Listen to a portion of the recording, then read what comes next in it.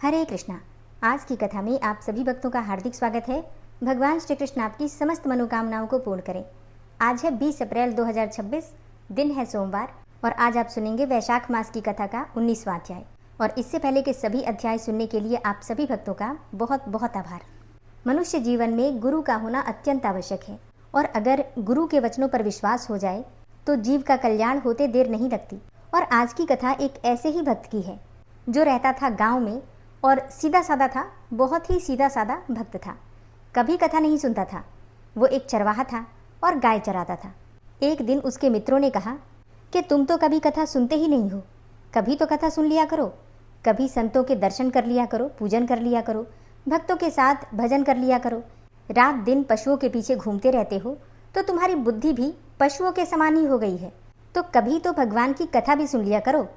तो इसके बाद उसने एक दिन कथा सुनने के लिए जाने का निर्णय लिया और पहुंच गया सत्संग में। और सत्संग में चर्चा चल रही थी कि जिसने मनुष्य जन्म लेकर गुरु मंत्र नहीं लिया और नाम जप नहीं किया उसका जीवन व्यर्थ है, ऐसा मनुष्य मुर्दे के समान है। सत्संग में उसने ये बातें सुनी और सुनकर वापस लौट आया। अब ये बात उसके दिमाग में बार बार आ रही थी कि पंडित जी कह रहे थे कि जिसने गुरु मंत्र नहीं लिया और नाम जप नहीं किया उसका जीवन मुर्दे के समान है। श्री रामचरितमानस में गोस्वामी तुलसीदास जी ने लिखा है, जिन हरि भगति हृदय नहीं आनी, जीवत सब समान तेई प्राणी, जो नहीं करई राम गुण गाना, जीह सुधा दूर जीह समाना। अर्थात जिन्होंने भगवान की भक्ति को अपने हृदय में स्थान नहीं दिया वे प्राणी जीते हुए ही मुर्दे के समान हैं। और जो जीभ राम के गुणों का गान नहीं करती तो ऐसी जीभ मेंढक की जीभ के समान है। तो जब से कथा सुनकर आया था तब से उसके मन में पंडित जी की वो बातें घूम रही थी। जैसे तैसे वो दिन बीता और दूसरे दिन फिर कथा सुनने गया और पंडित जी से मिलकर उसने कहा कि आपने कल कहा था कि गुरु मंत्र लिए बिना जीवन मुर्दे के समान है, तो आप ही मुझे गुरु मंत्र दे दीजिए। उन्होंने उसे टालते हुए कहा कि कथा के आखिरी दिन मिलना तो मैं तुम्हें गुरु मंत्र अवश्य दूंगा। अब कथा का आखिरी दिन भी आ गया। कथा समाप्त हुई और पंडित जी कथा करने के बाद शौच इत्यादि के लिए लोटा लेकर जा रहे थे, लेकिन वह तो गुरु मंत्र लेने के लिए आतुर था, तो वह भी उनके पीछे पीछे चल दिया। पंडित जी आगे आगे और भक्त पीछे पीछे। अब तो पंडित जी बोले कि तुम घर लौट जाओ, मैं अभी थोड़ी देर में आता हूँ, फिर मैं तुम्हें गुरु मंत्र दूंगा। लेकिन वो तो बिल्कुल परेशान था गुरु मंत्र लेने के लिए। उसने कहा, पंडित जी इतने दिनों से घुमा रहे हो तो अब तो गुरु मंत्र दे दो। अब पंडित जी को शौच के लिए जाना था, बहुत जल्दी थी। उन्हें क्रोध आया और उन्होंने उसे फटकारते हुए कहा, धत गपोचन। हालांकि पंडित जी ने क्रोध में कहा था, लेकिन उसे लगा कि वही मंत्र है। उसने कहा, जय गुरुदेव, प्रणाम किया और पंडित जी को प्रणाम करके अपने घर चला गया। और घर आकर उसने अपने परिवार वालों से कहा कि आज से गाय चराना बिल्कुल बंद, अब मुझे मिल गया है गुरु मंत्र, तो अब मैं करूँगा भजन और अब मेरा जीवन मुर्दे के समान नहीं रहेगा। अब वो बैठ गया और धत गपोचन जपने लगा। अब इसमें ना कोई भगवान का नाम है और ना ही कोई मंत्र है, लेकिन उसकी लगन ऐसी लगी कि बस अब वो हर समय यही जपता रहता। श्री कृष्ण जो कि बड़े बड़े मुनियों के ध्यान में नहीं आते, वह सरल और भोले भक्तों को आसानी से मिल जाते हैं। तो हरिवंश महाप्रभु ने भी श्रीहित 84 जी में कहा है कि मुनिमन ध्यान धरत नहीं पावत, करत विनोद संग बालक भट, दास अनन्य भजन रस कारण, हित हरिवंश प्रगट लीला नट। तो जितना भक्तों को भगवान प्रिय होते हैं, भगवान को भी अपने भक्त बहुत प्रिय होते हैं। अगर वो सरल हो, भोले भाले हों, तो भगवान को भी भक्तों के दर्शन की चाह होती है। भगवान ये सब देख रहे थे, तो उन्होंने एक दिन रुक्मिणी जी से कहा कि चलो आज एक भक्त के दर्शन करने चलते हैं। रुक्मिणी जी ने कहा कि आज तो बहुत दिनों के बाद आपको किसी भक्त की याद आई है, ज़रूर कोई बड़ा भक्त होगा। रुक्मिणी जी साधारण वेश में भगवान के साथ गई और जब वे दोनों गाँव में गए तो भगवान ने रुक्मिणी जी से कहा कि पहले आप जाकर उनसे मिले। गई तो क्या देखा कि भक्त बैठकर धत गपोचन जप रहा था। रुक्मिणी जी सोचने लगी कि ये भगवान का कौन सा नाम है जो ना तो विष्णु सहस्त्र नाम में है ना गोपाल सहस्त्र नाम में। तो उन्होंने आवाज़ लगाकर पूछा कि ये कौन सा भजन कर रहे हो और किसका भजन कर रहे हो। तो वो तो अपना नाम जप कर रहा था, चुप रहा। उन्होंने फिर पूछा, अरे किसका भजन कर रहे हो। अब जब उन्होंने 2-3 बार पूछा तो उसे क्रोध आ गया और उसने गुस्से से जवाब दिया कि तुम्हारे पति का। अब रुक्मिणी जी वापस आई और प्रभु से कहने लगी कि अरे ये तो बहुत जानकार भक्त है, मैं तो इतना छुप कर गई थी फिर भी वो मुझे पहचान गया।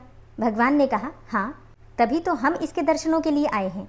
रुक्मिणी जी ने भगवान से कहा, आप उस भक्त के दर्शन बाद में करना, पहले मुझे ये बताओ कि वो आपका कौन सा नाम जप रहा है जो मुझे नहीं पता। तो भगवान ने कहा कि ये नाम तो मुझे बहुत प्यारा है, यह मेरा ब्रज का रखा हुआ नाम है, मेरा यह नाम मैया ने रखा था। एक दिन मैं अपने सखाओं के साथ मिलकर चोरी चोरी माखन खा रहा था और उन्हें भी खिला रहा था। इतने में मैया और गोपीजन आ गई और उन्होंने कहा, कन्हैया ये क्या कर रहा है। जब मैंने मैया को देखा तो मैं समझ गया कि अब तो हम फंस गए। मैंने कहा, मैया मैंने देखा कि माखन में चींटियाँ चढ़ी हुई हैं तो मैं चींटी निकाल रहा था। मैया ने पूछा, तुम्हारा पूरा हाथ माखन से क्यों सना हुआ है। तब मैंने कहा, मैया देखो सारी चींटियाँ मटकी के अंदर चली गई थी तो मैं मटकी के अंदर से चींटियाँ निकाल रहा था, इसके लिए मुझे भी मटकी में हाथ डालना पड़ा। फिर मैया ने पूछा, कन्हैया तुम्हारे मुंह पर भी माखन लगा हुआ है तो मुंह पर माखन कैसे लगा। तो मैंने मैया से कहा, मैया देखो एक मक्खी है जो बार बार उड़कर मुझे परेशान कर रही थी तो मैंने अपने हाथ से उसे मारने की कोशिश की तो मक्खन वाला हाथ मेरे मुंह पर लग गया। अब मैया समझ गई कि मैं अपनी चोरी छुपा रहा हूँ तो उन्होंने कहा, धत गपोचन। प्रभु ने रुक्मिणी जी से कहा, यह मेरा उसी समय का रखा हुआ नाम है जो कि मुझे अत्यंत प्रिय है। अब इस कहानी का सार क्या है। इस कहानी का सार ये है कि एक अनपढ़ आदमी जो कि भक्ति नहीं जानता था, कोई पूजा पाठ नहीं जानता था, बहुत पढ़ा लिखा भी नहीं था, बहुत अधिक कथा सत्संग भी नहीं सुनता था, लेकिन सिर्फ गुरु के वचनों पर विश्वास किया और गुरु वचनों पर विश्वास रखकर एक साधारण सा शब्द बोला और उस एकमात्र शब्द से ही उसे भगवान का साक्षात्कार हो गया। भगवान तो सर्वलोक महेश्वर हैं और सर्वज्ञ हैं, वे हर अक्षर में विराजमान हैं। फिर राधा नाम तो स्वयं हरि जपते हैं, राधा नाम तो परम प्रेममय है। जब उस व्यक्ति ने विश्वास करके धत गपोचन जपा तो उसे रुक्मिणी जी और द्वारकाधीश भगवान दर्शन देने आ गए। तो अगर आप विश्वास करके राधा राधा जपेंगे तो क्या आपको प्रभु प्राप्त नहीं होंगे। इसलिए गुरु प्रदत्त उपासना में संदेह न करें और जो भी आपको गुरु के द्वारा मंत्र मिला है, नाम मिला है, जो भी आपके इष्ट देव हैं, जिनका भी नाम आपको गुरु के द्वारा प्राप्त है, चाहे फिर राधा हो, राम हो, शिव हो या फिर कृष्ण हो, हरि हो, जिस भी नाम की उपासना आप कर रहे हैं, गुरु के वचनों पर विश्वास करके कीजिए, निश्चित ही आपको भी प्रभु के दर्शन होंगे, प्रभु का साक्षात्कार होगा और इसमें लेश मात्र भी संशय नहीं है। तो आज की कथा कैसी लगी कमेंट बॉक्स में ज़रूर बताइए। और अब आप सुनेंगे आज का अध्याय। श्रुतदेव जी कहते हैं कि हे राजन, पंपा के तट पर कोई शंख नाम से प्रसिद्ध परम यशस्वी ब्राह्मण थे जो बृहस्पति के सिंह राशि में उपस्थित होने पर कल्याणमयी गोदावरी नदी में स्नान करने के लिए गए। मार्ग में परम पवित्र भीमरथी को पार करने के बाद दुर्गम, जल शून्य एवं भयंकर निर्जन वन में धूप से विकल हो गए थे। वैशाख का महीना था और दोपहर का समय। वे किसी वृक्ष के नीचे जाकर बैठ गए। इसी समय कोई दुराचारी व्याध हाथ में धनुष धारण किए हुए वहां आया और ब्राह्मण के दर्शन से उसकी बुद्धि पवित्र हो गई और वो इस प्रकार बोला, हे मुने, मैं अत्यंत दुर्बुद्धि एवं पापी हूँ। मेरे ऊपर आपने बड़ी कृपा की है, क्योंकि साधु महात्मा स्वभाव से ही दयालु होते हैं। कहाँ मैं नीच कुल में उत्पन्न हुआ व्याध और कहाँ मेरी ऐसी पवित्र बुद्धि। मैं इसे केवल आपका ही उत्तम अनुग्रह मानता हूँ। हे साधु बाबा, मैं आपका शिष्य हूँ, कृपा पात्र हूँ। साधु पुरुषों का समागम होने पर मनुष्य फिर कभी दुख को प्राप्त नहीं होता। अतः आप मुझे अपने पापनाशक वचनों द्वारा ऐसा उपदेश दीजिए जिससे संसार बंधन से छूटने की इच्छा रखने वाले मनुष्य अनायास ही भवसागर से पार हो जाते हैं। साधु पुरुषों का चित्त सबके प्रति समान होता है। वे सब प्राणियों के प्रति दयालु होते हैं। उनकी दृष्टि में कोई नीच नहीं है, न कोई ऊंच है, न कोई अपना है और न ही कोई पराया है। मनुष्य संतप्त होकर जब जब गुरुजनों से उपाय पूछता है तब तब वे उसे संसार बंधन से छुड़ाने वाले ज्ञान का उपदेश करते हैं। जैसे गंगा जी मनुष्यों के पापों का नाश करने वाली हैं, उसी प्रकार मूढ़ जनों का उद्धार करना साधु पुरुषों का स्वभाव ही माना गया है। व्याध के ये वचन सुनकर शंख ने कहा, हे व्याध, यदि तुम कल्याण चाहते हो तो वैशाख मास में भगवान विष्णु को प्रसन्न और संसार समुद्र से पार करने वाले जो दिव्य धर्म बताए गए हैं उन्हीं का पालन करो। मुनिश्रेष्ठ शंख प्यास से बहुत कष्ट पा रहे थे। दोपहर के समय उन्होंने सुंदर सरोवर में स्नान किया और युगल वस्त्र धारण करके मध्याह्न काल की उपासना पूरी की। फिर देव पूजा करने के पश्चात व्याध के लाए हुए श्रमहारी एवं स्वादिष्ट कैत का फल खाया। जब वे खा पीकर सुखपूर्वक विराजमान हुए उस समय व्याध ने हाथ जोड़कर कहा, हे मुने, किस कर्म से मेरा तमोमय व्याध कुल में जन्म हुआ और किससे ऐसी सद्बुद्धि तथा महात्मा की संगति प्राप्त हुई। हे प्रभु, यदि आप ठीक समझें तो मैंने जो कुछ पूछा है वह तथा अन्य जानने योग्य जो भी बातें हैं वो सब मुझसे कहिए। शंख बोले, पूर्व जन्म में तुम वेदों के पारंगत विद्वान ब्राह्मण थे। शाकल्य नगर में तुम्हारा जन्म हुआ था। तुम्हारा गोत्र श्रीवत्स और नाम स्तंभ था। उस समय तुम बड़े तेजस्वी समझे जाते थे, किंतु आगे चलकर किसी वैश्या में तुम्हारी आसक्ति हो गई। फिर उसके संग दोष से तुमने नित्य कर्मों को त्याग दिया और शूद्र की भांति घर आकर रहने लगे। यद्यपि तुम सदाचार शून्य, दुष्ट तथा धर्म कर्मों के त्यागी थे, तो भी उस समय तुम्हारी ब्राह्मणी पत्नी कांतिमती ने वैश्या सहित तुम्हारी सेवा की।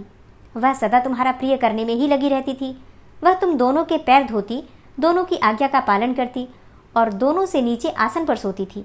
इस प्रकार वैश्या सहित पति की सेवा करती हुई उस दुखिनी ब्राह्मणी का इस भूतल पर बहुत समय बीत गया। एक दिन उसके पति ने मूली सहित उड़द खाया और तिल मिश्रित निष्पाव भक्षण किया। उस अपथ्य भोजन से उसका मुंह पेट चलने लगा और उसे बड़ा भयंकर भगंतर रोग हो गया। वह उस रोग से दिन रात जलने लगा। जब तक घर में धन रहा तब तक तो वैश्या भी वहां टिकी रही। फिर उसका सारा धन लेकर पीछे उसने उसका घर छोड़ दिया। वैश्या तो क्रूर और निर्दयी होती ही है। उसे छोड़कर दूसरे के पास चली गई। तब वह ब्राह्मण रोग से व्याकुल चित्त होकर रोता हुआ अपनी स्त्री से बोला, हे देवी, मैं वैश्या के प्रति आसक्त और अत्यंत निष्ठुर मनुष्य हूँ, मेरी रक्षा करो। हे सुंदरी, तुम परम पवित्र हो, मैंने तुम्हारा कुछ भी उपकार नहीं किया। हे कल्याणी, जो पापी एवं निंदित मनुष्य अपनी विनीत पत्नी का आदर नहीं करता, वह 15 जन्मों तक नपुंसक होता है। हे महाभागे, दिन रात साधु पुरुष उसकी निंदा करते हैं। तुम साध्वी और पतिव्रता हो। मैं तुम्हारा अनादर करके पाप योनि में गिरूंगा। तुम्हारा अनादर करने से जो तुम्हारे मन में क्रोध हुआ होगा, उससे मैं दग्ध हो चुका हूँ। इस प्रकार अनुतापयुक्त वचन कहते हुए पति से वह पतिव्रता हाथ जोड़कर बोली, हे प्राणनाथ, आप मेरे प्रति किए हुए व्यवहार को लेकर दुख न माने, लज्जा का भी अनुभव ना करें। मेरा आपके ऊपर तनिक भी क्रोध नहीं है, जिससे आप अपने को दग्ध हुआ बतलाते हैं। पूर्व जन्म में किए हुए पाप ही इस जन्म में दुख रूप होकर आते हैं, और जो उन दुखों को धैर्यपूर्वक सहन करती हैं, वही स्त्री साध्वी मानी जाती हैं और वही पुरुष श्रेष्ठ समझा जाता है।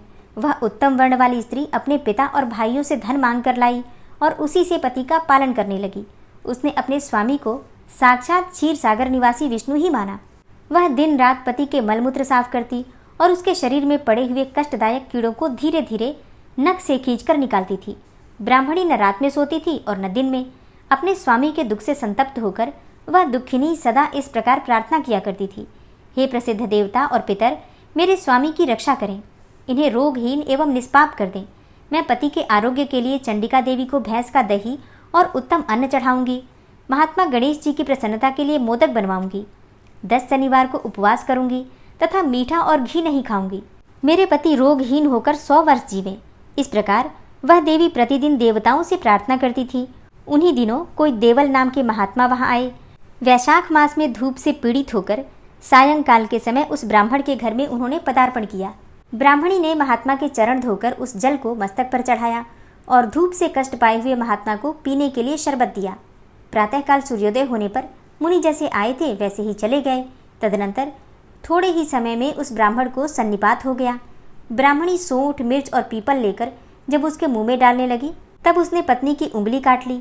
उसके दोनों दांत सहसा ही सट गए और ब्राह्मणी की अंगुली का वह कोमल खंड उसके मुंह में ही रह गया।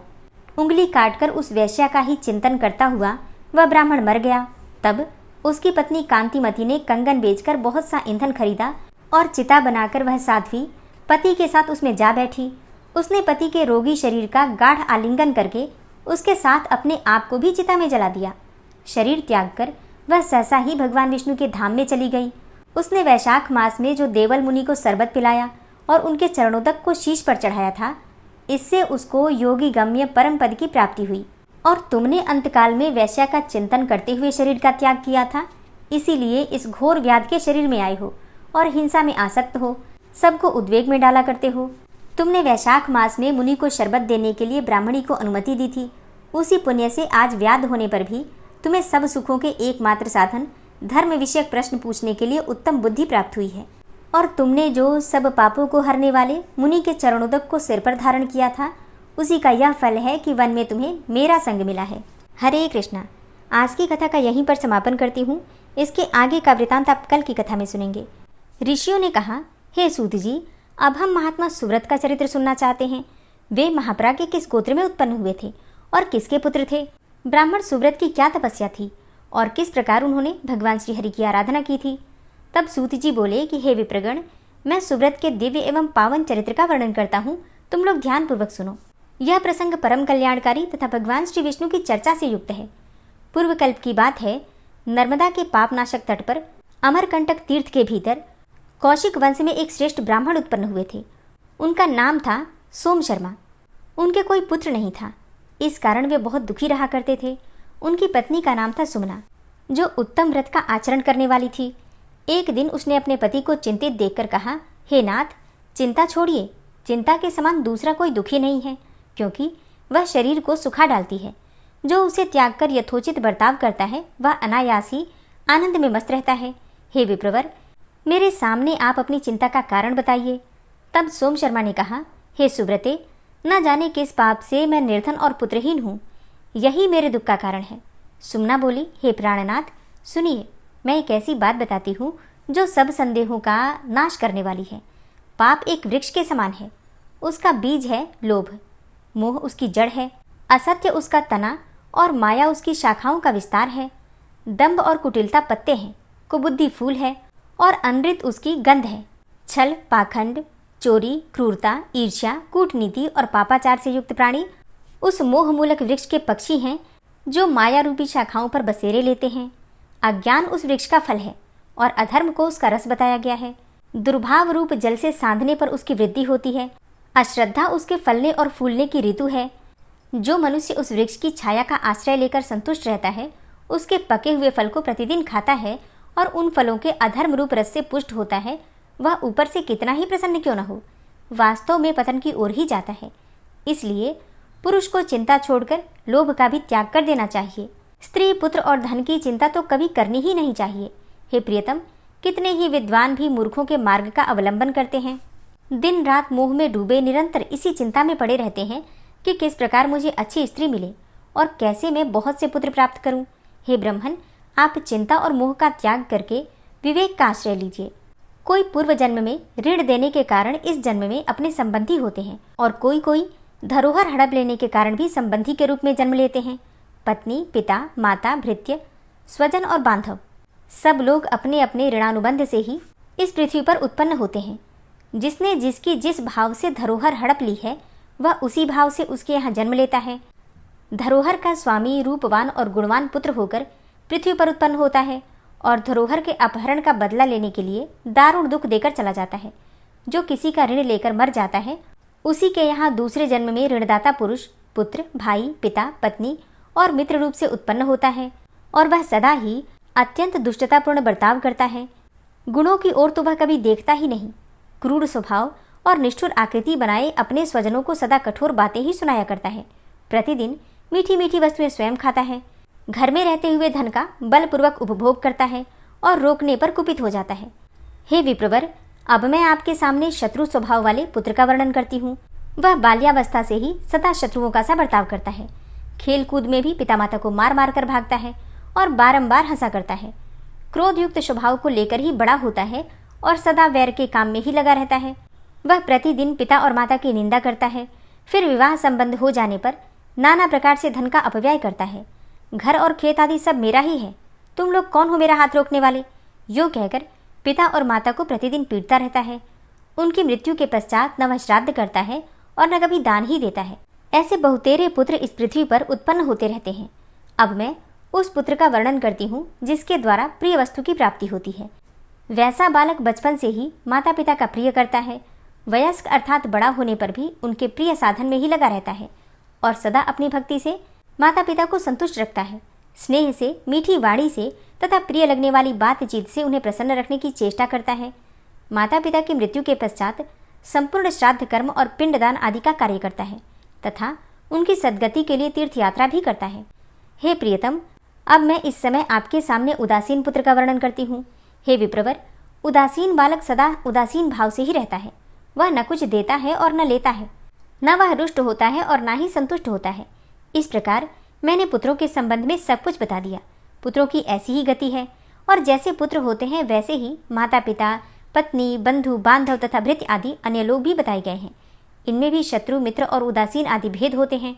मनुष्यों की तो बात ही क्या है, पशु, पक्षी, हाथी, घोड़े, भैंस आदि भी ऐसे ही होते हैं। नौकरों की भी यही स्थिति है। ये सब ऋण के संबंध से ही प्राप्त होते हैं। हम दोनों ने पूर्व जन्म में न तो किसी से ऋण लिया है और न किसी की धरोहर ही हड़पी है। इतना ही नहीं, हमने किसी के साथ वैर भी नहीं किया है। इसलिए हमें धन और पुत्र आदि किसी भी वस्तु की प्राप्ति नहीं हुई है। यह जानकर आप शांति धारण करें और व्यर्थ की चिंता छोड़ दें। आपने किसी को दान नहीं दिया है, तब धन कैसे आए? अतः हे प्राणनाथ, दुखी न होइए। हे द्विजश्रेष्ठ, जिस पुरुष को धन मिलना निश्चित है, उसके हाथ में अनायास ही धन आ जाता है। मनुष्य उस धन की बड़े यत्न से रक्षा करता है, किंतु जब वह जाने को होता है तब चला ही जाता है।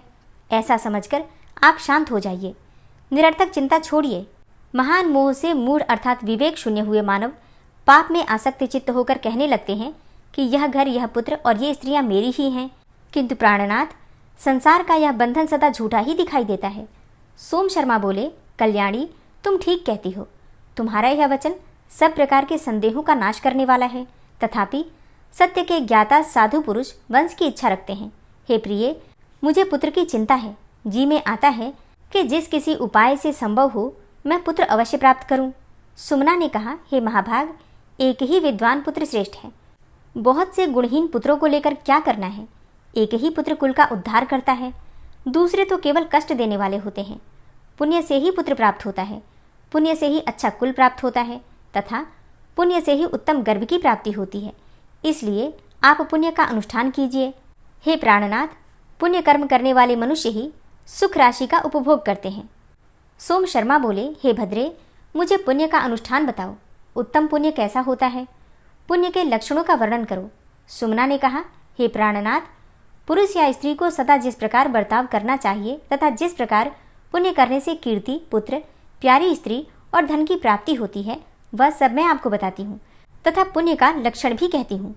ब्रह्मचर्य, तपस्या, पंच यज्ञों का अनुष्ठान, दान, नियम, क्षमा, शौच, अहिंसा, उत्तम शक्ति और चोरी का अभाव, ये 10 पुण्य के अंग हैं। इनके अनुष्ठान से धर्म की पूर्ति करनी चाहिए। धर्मात्मा पुरुष मन, वाणी और शरीर तीनों की क्रिया से धर्म का संपादन करता है। फिर वह जिस जिस वस्तु का चिंतन करता है वह दुर्लभ होने पर भी उसे प्राप्त हो जाती है। सोम शर्मा ने पूछा, भामिनी, धर्म का स्वरूप कैसा होता है और उसके कौन कौन से अंग हैं? हे प्रिय, इस विषय को सुनने की मेरे मन में बड़ी रुचि हो रही है, अतः तुम प्रसन्नतापूर्वक इसका वर्णन करो। तब सुमना बोली, हे ब्रह्मन, जिनका अत्रि वंश में जन्म हुआ है तथा जो अनुसूया के पुत्र हैं, उन भगवान दत्तात्रेय जी ने ही सदा धर्म का साक्षात्कार किया है। महर्षि दुर्वासा और दत्तात्रेय, इन दोनों ने उत्तम तपस्या की है। उन्होंने तपस्या और आत्मबल के साथ धर्मानुकूल बर्ताव किया है। उन्होंने वन में रहकर 10,000 वर्षों तक तपस्या की। बिना कुछ खाए पिए केवल हवा पीकर जीवन निर्वाह करते थे। इससे वे दोनों शुभदर्शी हो गए हैं। तत्पश्चात उतने ही समय अर्थात 10,000 वर्ष तक उन दोनों ने पंचाग्नि सेवन किया। इसके बाद वे जल के भीतर खड़े होकर उतने ही वर्षों तक तपस्या में लगे रहे। यतिवर दत्तात्रेय और मुनिश्रेष्ठ दुर्वासा बड़े दुर्बल हो गए। फिर मुनिवर दुर्वासा के मन में धर्म के प्रति बड़ा क्रोध हुआ। इसी समय बुद्धिमान धर्म साक्षात वहां आ पहुंचे। उनके साथ ब्रह्मचर्य और तप आदि भी मूर्तिमान होकर आए। सत्य, ब्रह्मचर्य, तप और इंद्रिय संयम, ये उत्तम एवं बुद्धिमान ब्राह्मण के रूप में आए। नियम ने महाप्राज्ञ पंडित का रूप धारण कर रखा था और दान अग्निहोत्री का स्वरूप धारण करके आए थे। क्षमा, शांति, लज्जा, अहिंसा और अकल्पना अर्थात निसंकल्प अवस्था, ये सब स्त्री रूप धारण किए हुए वहां आई थी। बुद्धि, प्रज्ञा, दया, श्रद्धा, मेधा, संस्कृति और शांति, इनका भी वही रूप था। 5 अग्नियां, परम पावन वेद और वेदांग, ये भी अपना अपना दिव्य रूप धारण किए उपस्थित थे। इस प्रकार धर्म अपने परिवार के साथ वहां आए थे। ये सब के सब मुनि को सिद्ध हो गए थे। धर्म बोले, ब्रह्मन, आपने तपस्वी होकर भी क्रोध क्यों किया है? क्रोध तो मनुष्य के श्रेय और तपस्या दोनों का ही नाश कर डालता है। इसलिए तपस्या के समय इस सर्वनाशी क्रोध को अवश्य ही त्याग देना चाहिए। हे द्विजश्रेष्ठ, स्वस्थ होइए, आपकी तपस्या का फल बहुत उत्तम है। दुर्वासा ऋषि ने कहा, आप कौन हैं जो इन श्रेष्ठ ब्राह्मणों के साथ यहाँ पधारे हैं तथा आपके साथ ये सुंदर रूप और अलंकारों से सुशोभित स्त्रियां कैसे खड़ी हैं? धर्म बोले, हे मुने, ये जो आपके सामने ब्राह्मण के रूप में संपूर्ण तेज से युक्त दिखाई देते हैं, जो हाथ में दंड और कमंडलू लिए अत्यंत प्रसन्न जान पड़ते हैं, इनका नाम ब्रह्मचर्य है। इसी प्रकार ये जो दूसरे तेजस्वी ब्राह्मण खड़े हैं, इन पर भी दृष्टिपात कीजिए। इनके शरीर का रंग पीला और आंखें भूरे रंग की हैं, ये सत्य कहलाते हैं। हे धर्मात्मन, इन्हीं के समान जो अपने दिव्य प्रभा से विश्व देवों की समानता कर रहे हैं तथा जिनका आपने सदा ही आश्रय लिया है, वही ये आपके मूर्तिमान तप हैं। इनका दर्शन कीजिए।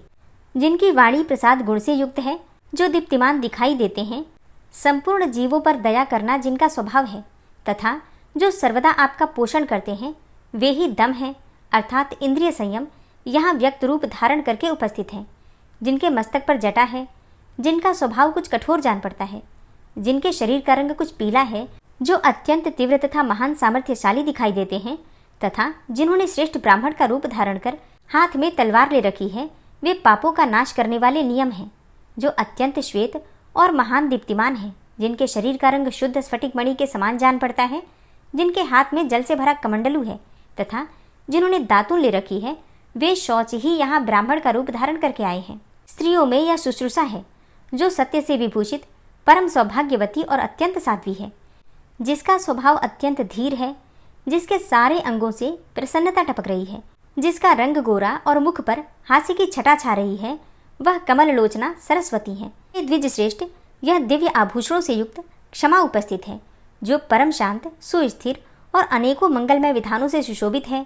हे महाप्राज्ञ, तुम्हारी ज्ञान स्वरूपा शांति भी दिव्य आभूषणों से विभूषित होकर यहाँ आई है। यह तुम्हारी प्रज्ञा है, जो परोपकार में संलग्न, सत्यपारायण तथा स्वल्प भाषण करने वाली है। यह क्षमा के साथ बड़ी प्रसन्न रहती है। इस यशस्विनी के शरीर का वर्ण श्याम है। जिसका शरीर तपाए हुए सोने के समान उद्दीप्त दिखाई दे रहा है, वह महाभागा अहिंसा है। यह अत्यंत प्रसन्न और अच्छी मंत्रणा से युक्त है। यह यत्र तत्र दृष्टि नहीं डालती, ज्ञान भाव से आक्रांत होकर सदा तपस्या में ही लगी रहती है। हे महाभाग, यह देखिए, आपकी श्रद्धा भी आई है, जो नाना प्रकार की बुद्धि से आक्रांत और अनेकों जानों से आकुल होने पर भी सुस्थिर है। यह श्रद्धा मनोहर और मंगलमयी है। सबका शुभ चिंतन करने वाली संपूर्ण जगत की माता यशस्विनी तथा गौरवर्णा है। इधर यह मेधा उपस्थित है, जिसके शरीर का रंग हंस और चंद्रमा के समान श्वेत है। गले में मोतियों का हार लटक रहा है और हाथ में पुस्तक तथा स्फटिक की माला शोभा पा रही है। यह प्रज्ञा है, जो सदा ही अत्यंत प्रसन्न रहा करती है। यह प्रज्ञा देवी पीत वस्त्र से शोभा पा रही है। हे द्विजश्रेष्ठ, जो त्रिभुवन का उपकार और पोषण करने में अद्वितीय है, जिसके शील की सदा ही प्रशंसा होती रहती है, वह दया भी आपके पास आई है। यह वृद्धा, परम विदुषी, तपस्विनी, भाव की भार्या और मेरी माता है। हे सुव्रत, मैं आपका मूर्तिमान धर्म हूँ। ऐसा समझकर शांत होइए, मेरी रक्षा कीजिए। हे विप्रवर, आप कुपित क्यों हो रहे हैं? तब दुर्वासा ने कहा, हे देव, जिससे मुझे क्रोध हुआ है वह कारण सुनिए। मैंने इंद्रिय संयम और शौच आदि क्लेशमय साधनों द्वारा अपने शरीर का शोधन किया तथा तपस्या की, किंतु ऐसा करने पर भी मैं देख रहा हूँ कि केवल मेरे ही ऊपर आपकी दया नहीं हो रही है। हे धर्मराज, मैं आपके इस बर्ताव को न्याययुक्त नहीं मानता। यही मेरे क्रोध का कारण है, दूसरा कुछ नहीं।